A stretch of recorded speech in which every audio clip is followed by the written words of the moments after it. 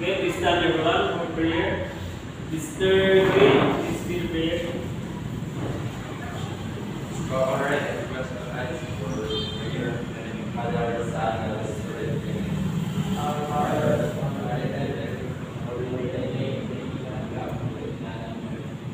give us this day, forgive our sins, as we forgive those sins against us, and bring us to us and deliver us from evil. Okay, good evening class. Good evening, sir. Anyway, my name is John Michael Saspinya. You can call me Sir John, Teacher John, or Sir Sos. So, kumusta naman? How are you? Are you with me? Yes, sir. Yes, sir. Tama ba? Yes, sir. Ako di ba ba?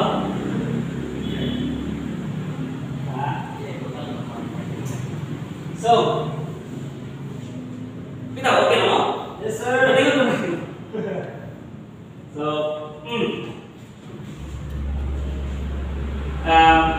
karon kami na so, anda mo ba makaton sa are you ready to learn something tonight? Yes, sir. Okay. So, before that, contact us some classroom rules. Come on, sir. Do you have any idea about our classroom rules? Sir. Mr. Rian. Listen attentively. Okay, very good. Mr. Kabir. Sir, raise your right hand if you want to answer. Okay, thank you, very good. How about you, Mr. James? Don't speak loudly. Don't speak loudly. Okay, sige. Di mana natin ang panapas classroom rules na ito para hana itong klase karon ko na, di ba? Okay. So, karon nato ipakita ko yung mga pictures. Kaning picture ko ipakita karon is kabalo naman eh. Kaya lang sa mga sa pictures. So, ini para. Yes, sir. So, what is the what? Is it inside the face? Sir, mga bukas, sir. Sir, Mga kwan, fruits. roots. And mga vegetables. Milk and mga meats. Okay. So, sa yung sa yung so basically pagkaon, foods. Yes, sir. So, have you ever tasted what all this food? Yes, sir. Ilaw na natin. Ano ba? Yes, sir. Sir. Okay. So, for you, sa kung sa makita niyo sa mga food,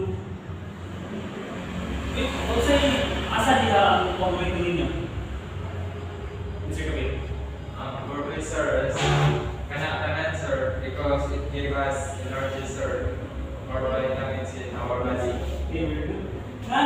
So why ang kayo favorite nyo na instead of giving vitamins, apa to? Energy, so, ano? Because Manchester, afforded po siya, sir, then araw siya sa mga market, sir, na kita po siya everyday. So, di ba kinahanglan nga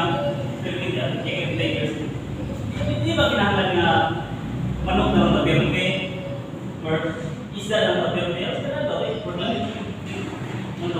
No? Sir. Ikaw, anong tanong sa'yo paborito ko kaya? Ikaw ba sa'yo sa'yo paborito? What is your favorite among these Fruits. Mga fruits? Fruits. Wala sa hindi. Siya na yung so, ano yung fruits? So, sa mga pagkaw, di ba? Pamati nyo, sa kayo makuha na ito kung ano yung mga food, sa kayo mga makuha na ito.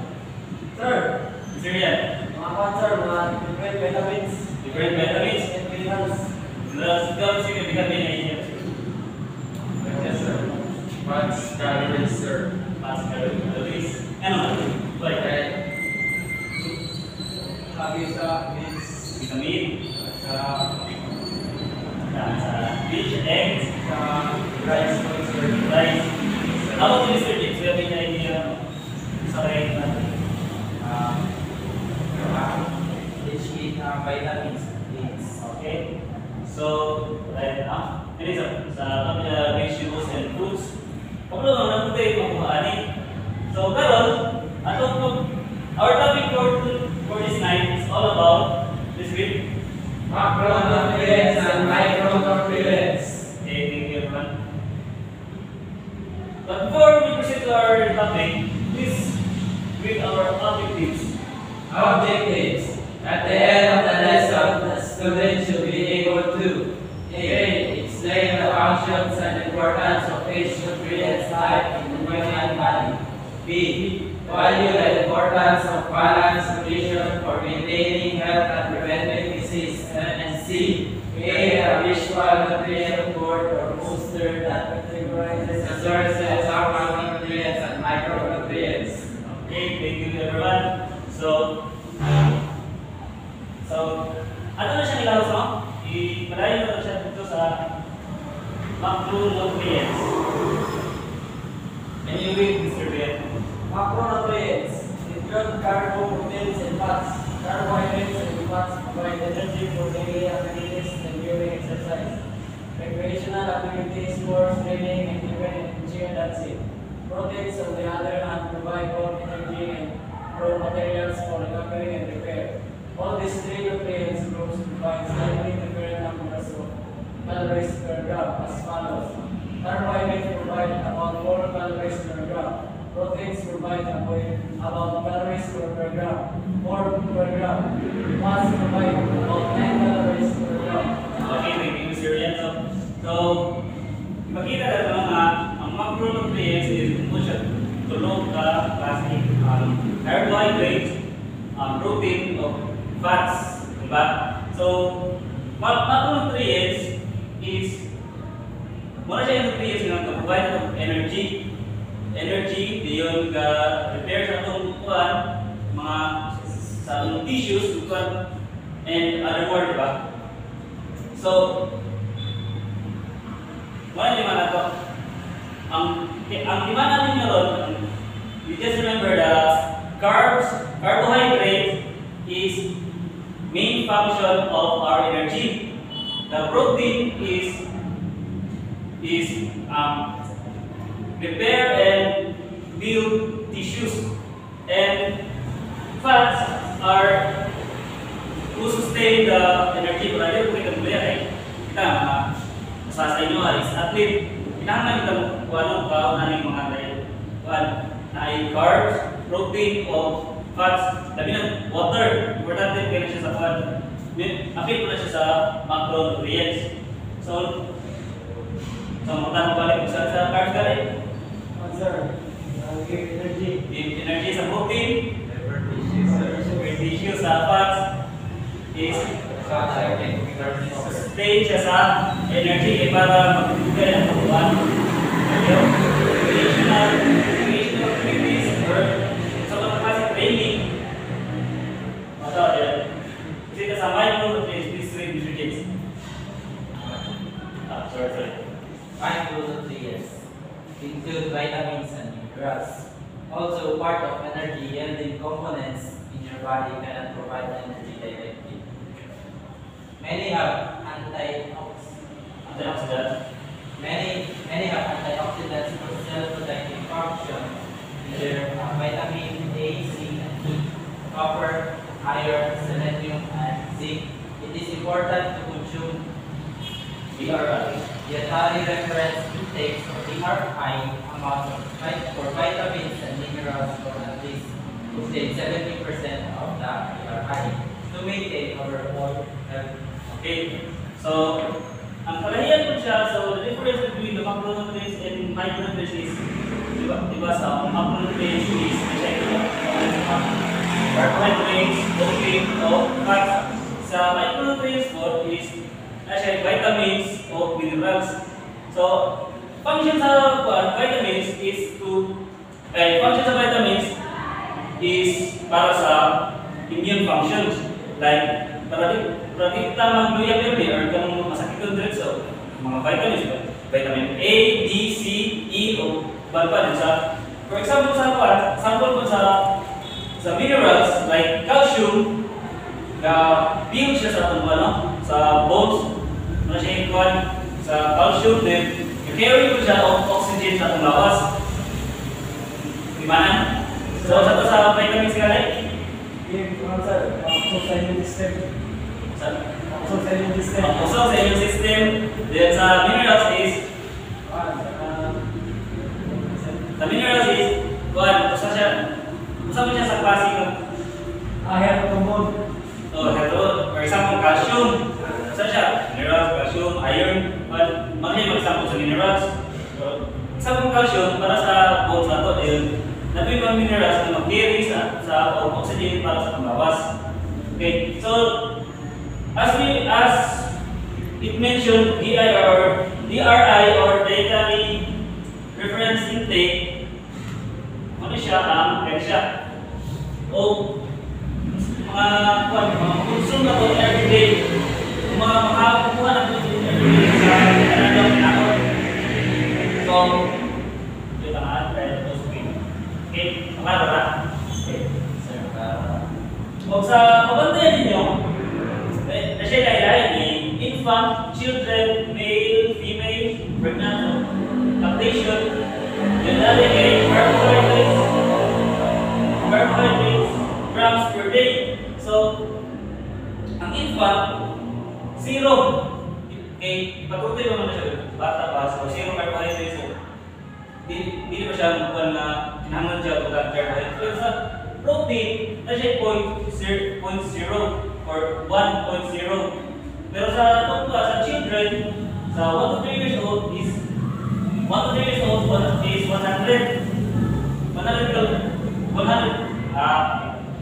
grams of carbohydrates per day. Nang dapat ang average na pinakaon sa mga bata sa kaedad of 1 to 3 years old and 4 to 8 years old. Pero sa protein is different because protein, mag-consume ang bata protein is 0.87 and sa 4 to 8 years old is 0.76.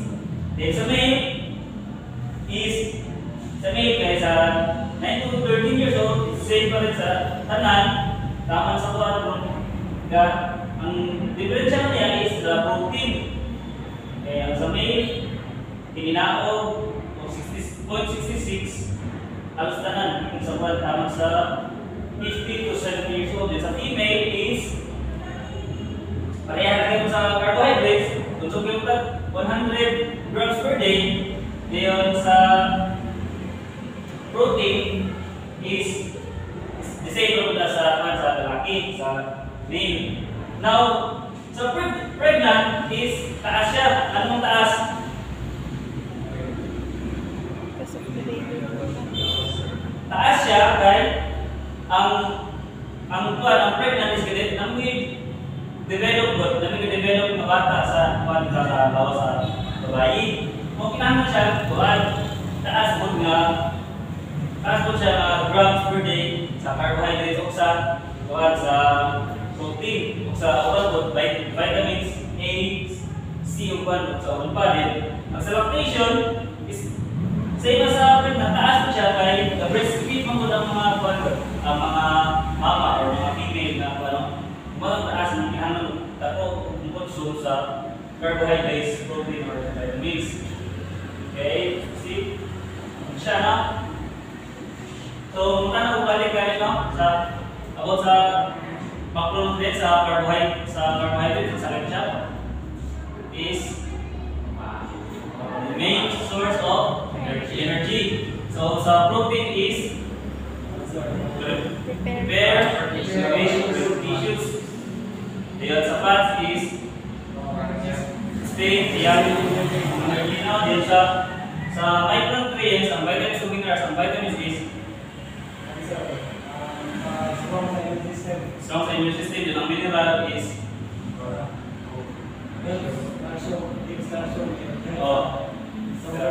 sa panglawas, ganyan sa bones, then sa carry siya of oxygen. Now, activity ta. Ready na mo? Yes, sir. Ano, maruba ng energy? Yes, sir. Maruba kayo panari. Ang gawin ba ang papel? So, tunurman mo. Alam. Usa lang ang grupo. Sir. I-lista, i-paano kayo? Draw. Instruction. Draw at least 3 kinds of tulog. 3 kinds of food that feeds and every nutrients that is given. So, the macronutrients and micronutrients. So, add them to I'll give you this paper and crayons and also this little pen. So, I will give you just 5 minutes. So, draw mo what? Oh. Pero ilahi lang ninyo ang dali ang macronutrients, pagkaon sa macronutrients, hindi siya pati siya, pupuli siya, pati siya, pagkaon mismo. Kaya ano lang na food, pagkaon mismo. Lahat ng macronutrients, micronutrients, then gawin nyo pagkaon, sa pagtulog, Masama po yan. Then try it over 5 minutes. Okay, time starts now. This is our criteria for setting.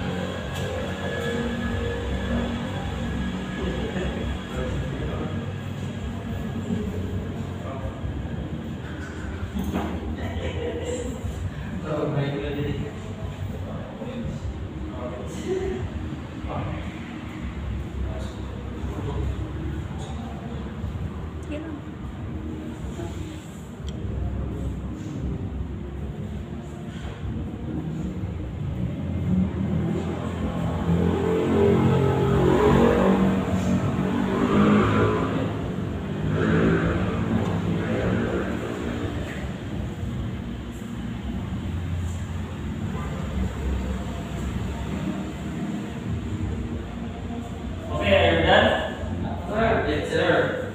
Okay.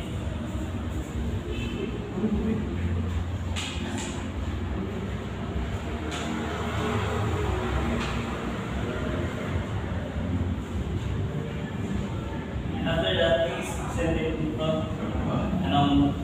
why you choose the food. Yung ang pili.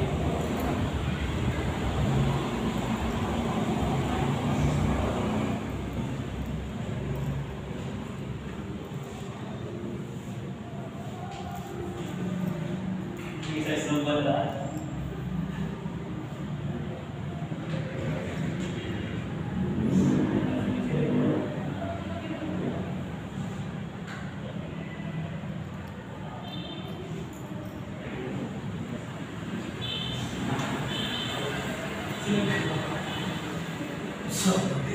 Okay, are you done? Yes, sir. Okay, please sit in front.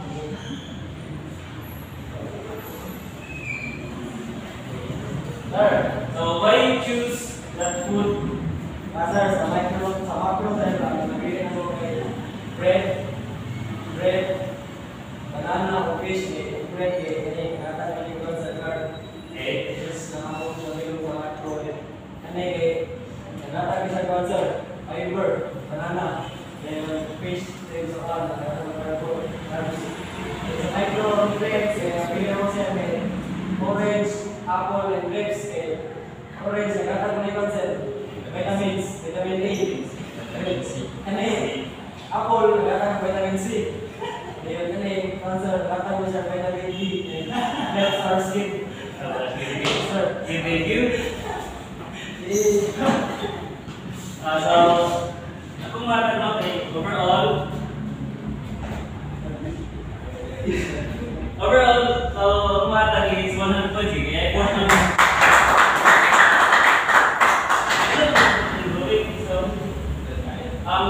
So, question, why is it important na makatuna na ito maabot ang macronutrients o micronutrients we have in India? Sir, Okay, yeah. answer, para kapag ka, sir, nakatawag ko pag different kinds of vitamins. Okay. So para access siya ng bilog, sir, kasi dapat ito i-take sa atuang nawa. So before na natin sakit ito, sir, kasi na mga sa nawa sa puno energy o vitamins, sir. Okay, ikaw Mr. James. Okay, ito na. For me, in order for us to know what is macronutrients and micronutrients. Okay, very good. So, pero naman may nakatunan yun sa mga pagpumutanan, mag-quiz ka, short quiz na siya. So, prepare 1 4 2 paper. Then, here's our quiz.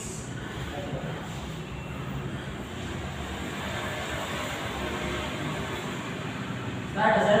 Start na. Direction. Read properly and choose the letter of the best answer. Number 1. Which of the following helps build strong bones and carry oxygen? A. Minerals. B. Vitamins. C. Fats. D. Water.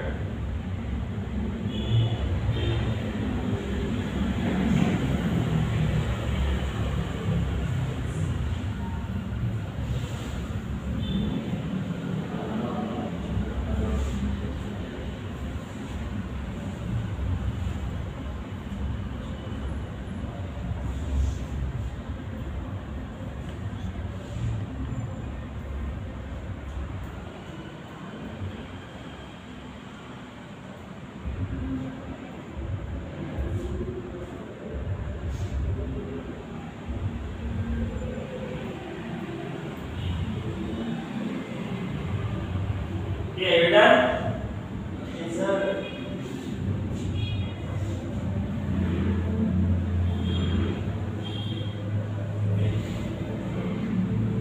Okay. Mana? Sir. Get your papers. Let's check. So, number 1, answer is Letter A. Letter B. Vitamins. Letter A carries oxygen. Answer A, strong bones. A. Number 2, answer is B. letter B, correct. Number 3, A. answer C. carbohydrates. Letter C, correct. Number 4, Letter C. C, sir. Sure. okay, letter C, correct. Number 5, Letter B. Letter B. Letter B. Okay. Letter B. Letter B.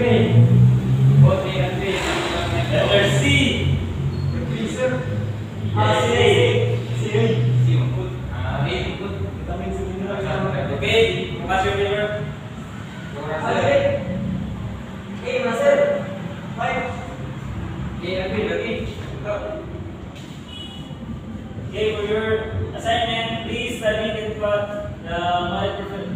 personal management plan.